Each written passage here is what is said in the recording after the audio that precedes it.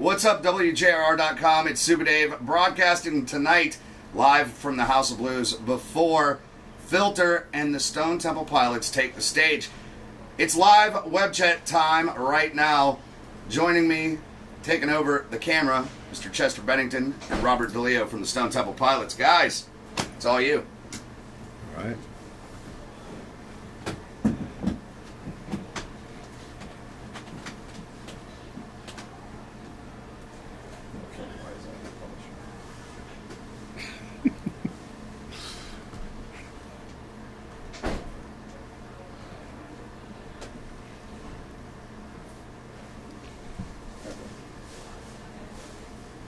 I love that there's a vagina right next to my head. Oh, yeah. Nice, right? Censor it for kids. That's awesome.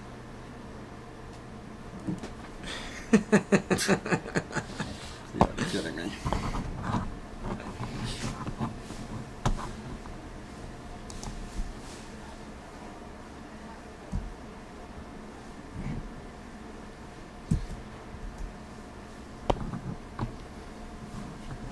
We'll skip that one. Yeah. Okay. Okay, they are coming through. Okay, cool.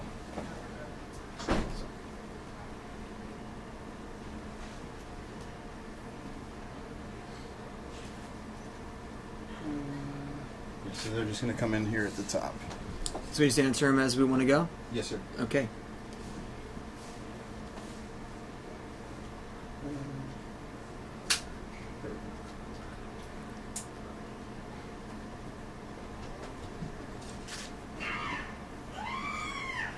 How was that? Sorry. Do you want to start? Which one do you want to start with first? If you were a superhero, what would your superpower be? My superpower would be to have all superpowers and also be immune to every other superpower that anyone would have. Nice answer. Which I would be invincible. Nice answer. Yes. Nice. Is Chester a permanent part of the band? Yes. Yes. Yes, he is. Chester, despite having experience in show, I think it's from one of our... excellent with LP, how is stage with Stone Temple Pilots? That is very interesting. I think Yoda sent that one. It's someone that's not... Chester, despite having experience Temple Pilots. in show, excellent with LP.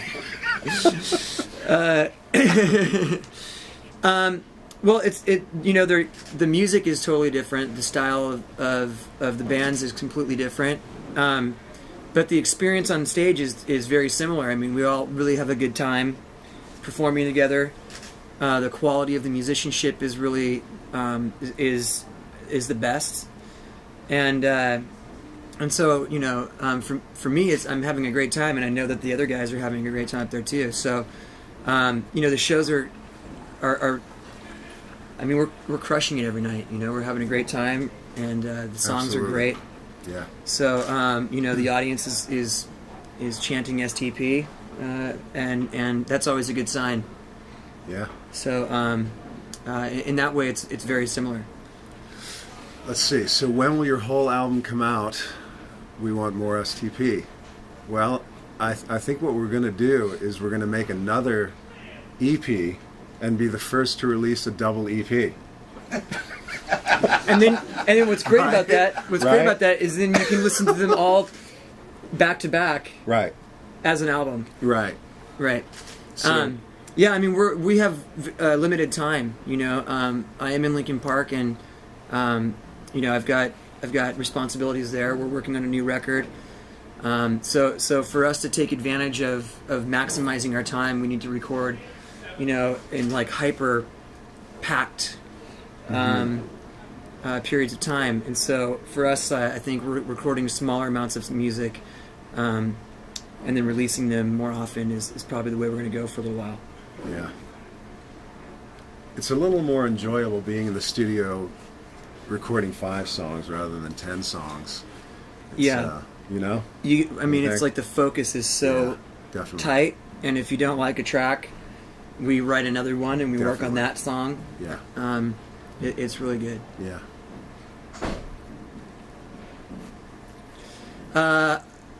Chester, I read you rehearsed 30 songs for the tour. I love that.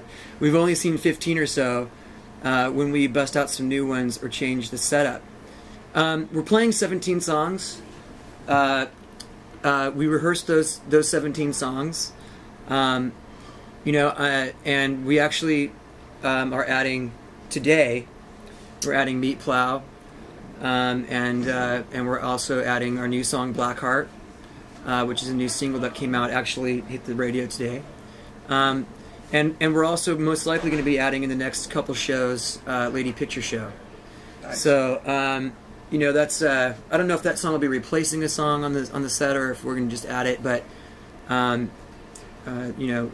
my brain can only handle so much information. I was going to say, Chester has taken on a great deal of information, musical information. And this is our first tour as the new Stone Temple Pilots. And, I think Chester has done a remarkable job of, not using a teleprompter, not using notes, doing the songs, singing them great, and it's a lot to digest. And I think he's done a great job of doing so. Thank you. Yeah, I appreciate that. And it's going to be, like I said, it's the first tour. It's the 10th show into our first tour together. This will all unravel and all unfold as far as new material. And tonight will be, like Chester said, the night that we'll change up the set a little bit. Yeah.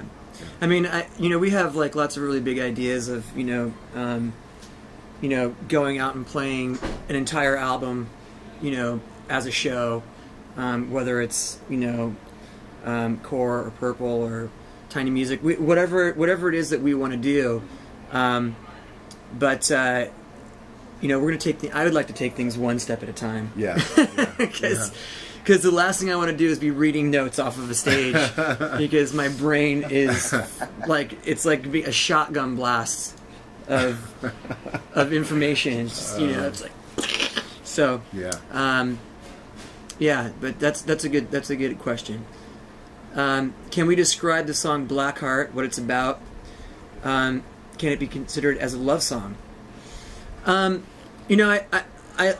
try to let people take what they want from the songs that lyrically that I write and kind of turn them into their own thing. But I think Blackheart's a pretty black and white kind of song. I mean, it's very descriptive about the kind of person that this guy is in the song. Takes advantage of women, and actually kills them. So I don't know if it's a love song.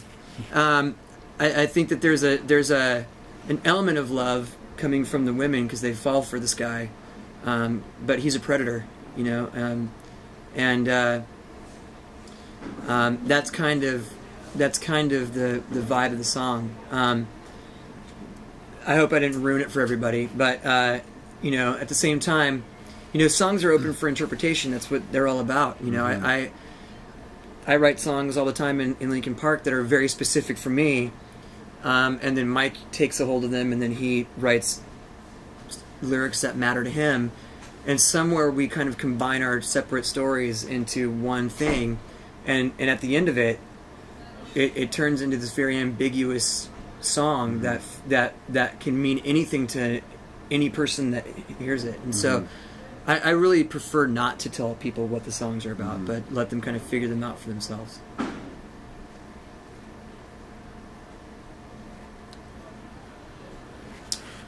Will you shoot music videos for any of the songs from High Rise? Possibly. We're kind of taking things one thing at a time right now. We're independent. We're doing everything on our own. And so. In order to shoot a big budget video, You know, I mean, that's I'm gonna a mortgage year's my house. that's a year's tuition at college for my son next year. So I don't know. Mortgage our houses. Yeah. So you know, we'll take things as they go. You know, the more successful we are, you know, the more we have at our disposal. So it really comes down to the fans and how much support they give us. Yeah. You know, as we move forward.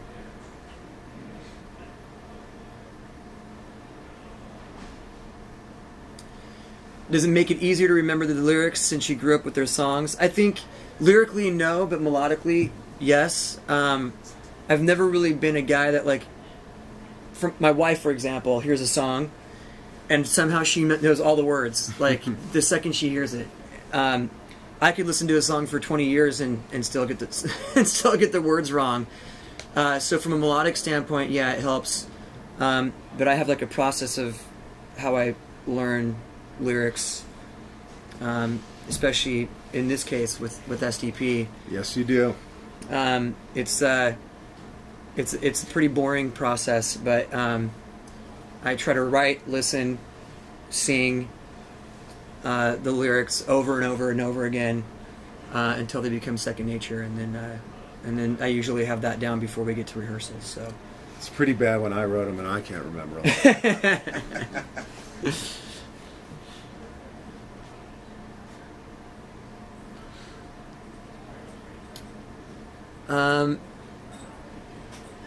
Next.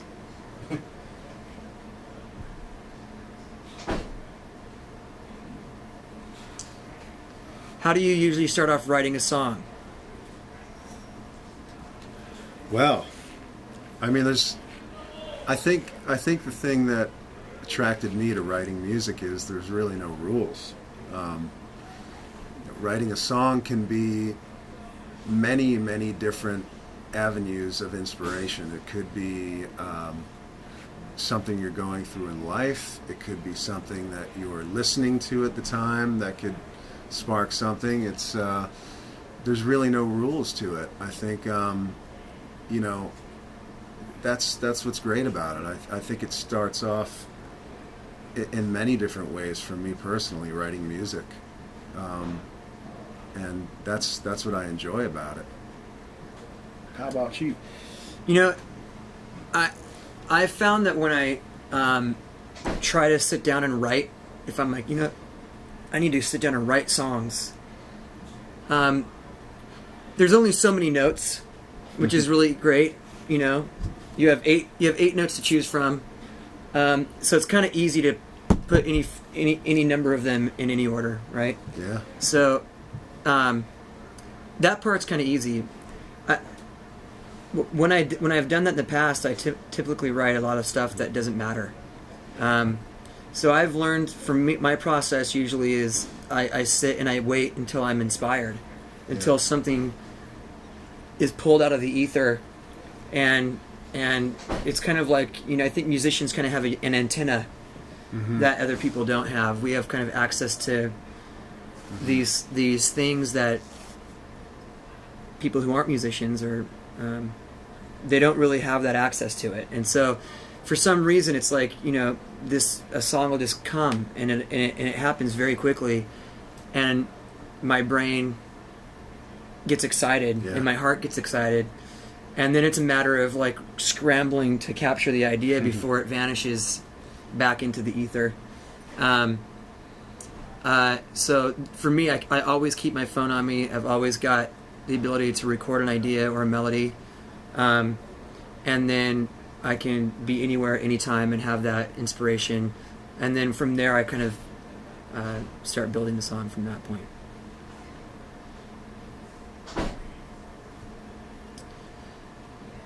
When can we expect to see some more tour dates? We've got tours booked all the way up through, I think, February of next year. I am in the studio with Linkin Park. We have a lot of work to do on our next record, and I know that next year we're looking to put that out. So we're kind of like trying to balance the two schedules to properly allow both bands to really, be successful. So up until February, I think, is where we've cut it off at this point. So I'm sure that there'll be some dates added next year. I just don't know when those are going to be. We'll have to see how that works around LP's schedule as well. Any chance of Richard Patrick joining on stage for a song or two from Army of Anyone? Loved the Piece of Pie collaboration. There's been a lot of work to be done here, and Dean and I have talked to Richard about doing some Army of Anyone, but it's just a matter of I think concentrating on the STP show firstly, and just making sure, like the question before, is we're constantly trying to learn new songs and throw in STP songs. That's the main concern here. But you never know. I think during this we could probably maybe get something together. But right now I think Richard's really liking coming up on stage and doing Piece of Pie with us.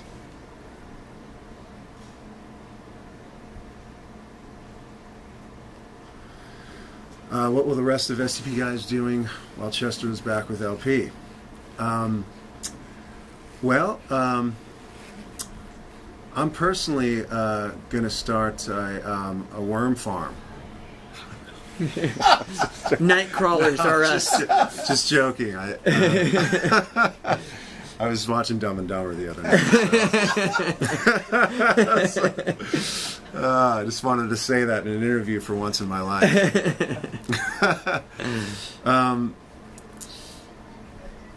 I think we'll be working on new music. I think that's the logical thing to do is keep on working on new music. I have a studio in my house, in my basement, which is where the EP was recorded, and I think there's plenty to do with working on music, and that's what we'll be doing. We're making plans for the double EP. LP and STP tour. Yikes! Wow, dude, you're gonna get paid a lot of money on that. Dude. You're gonna be double duty. It's just like 5 shows, fucking, and then I die. Yeah. Chester Bennington will become a wind-up toy for. That's a really great sounding idea for everybody that is not me. I think that there may be sometime in the future where we get up and do something together at some point for fun. Yeah. But actually going out and performing, an hour and a half with the STP, and then an hour and a half to 2 hours with Linkin Park, sounds like I would be able to do that once. Yeah. And then die. Like it would be like the life expectancy of like a fly. It's like a good balls out 24 hours. Yeah.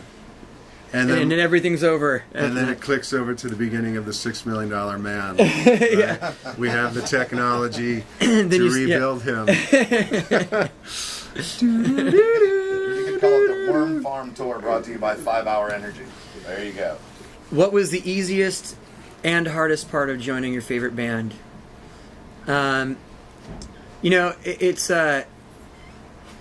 I would have to say actually making the decision to do it was simultaneously the easiest decision and the hardest decision, because I do value this band. I do care about their legacy. I care about all the guys in the band. And so it's one of those things where I care about their fan base. I also care about Linkin Park, and I care about our fans. And I have a family, I've only got, there's only so much toast to spread butter on. Yeah. And there seems to be a lot more butter than there is toast. So, it's one of those things that it was very exciting. It was an instantaneous yes, this would be awesome, I'd love to do this. And then at the same time, it was like, holy shit, I'm gonna do this. The only option is great. And that's a pretty big task. But I mean, that's what we all expect every time we go in the studio, with no matter what we're doing. Whether I'm collaborating with an artist, whether I'm working with Linkin Park, whether I'm making a Dead by Sunrise song, or whether I'm working with Stone Temple Pilots, like, my expectations are at the highest level for myself and for the people that I work with. So that was a very good question, and I'm glad you asked. What's your favorite song right now to play on stage? To be honest with you, they're all my favorites again. I think Chester has brought a new life to these songs, and I think with that energy, the four of us are all feeling that energy of these songs. And I think that energy is really communicating to people in the audience. And I think the whole set is my favorite. It's really great to, this guy added 10 years to my life, and I feel like I'm 10 years younger, and that's the way, I go back and listen to these songs the way they were recorded, and I still want to retain that energy of how those songs were written, and I finally feel like we, as the four of us on stage and the audience, are feeling that energy. So I would say the whole set is my favorite.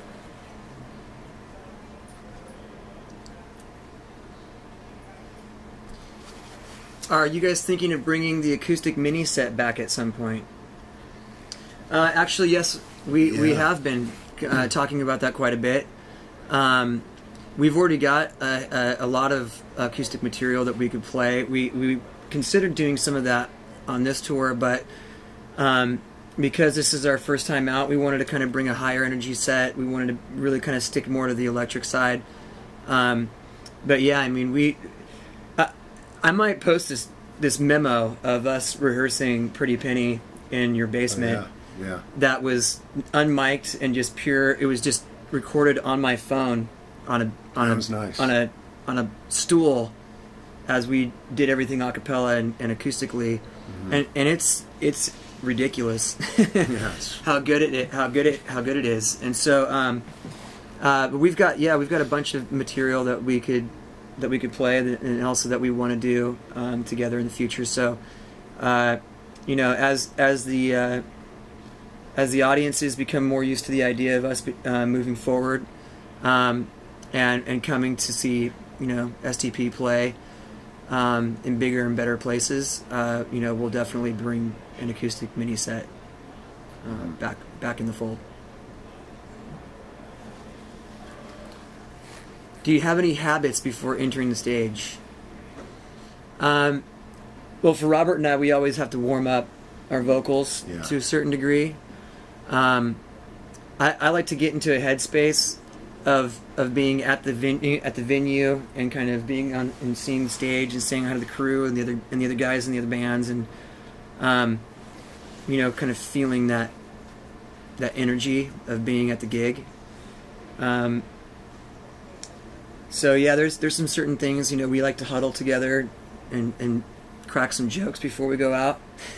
Yeah, I unfortunately have to, from playing bass with my fingers can't always keep up with the intensity of how hard I'm playing, so I have to habitually put crazy glue on my fingertips, my two fingertips. So not always my favorite thing to do, because the stuff that you have to spray on the crazy glue burns like hell. Man. So that's a habit I wish I didn't have to always do. But it's pretty cool. He turns his fingers into hammers, which is pretty awesome. Yeah.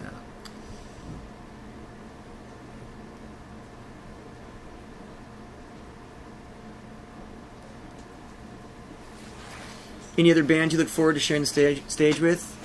We just played a show not too long ago with Everlast, and man, that was a good vibe. Amazing, great band, really solid band, great songs.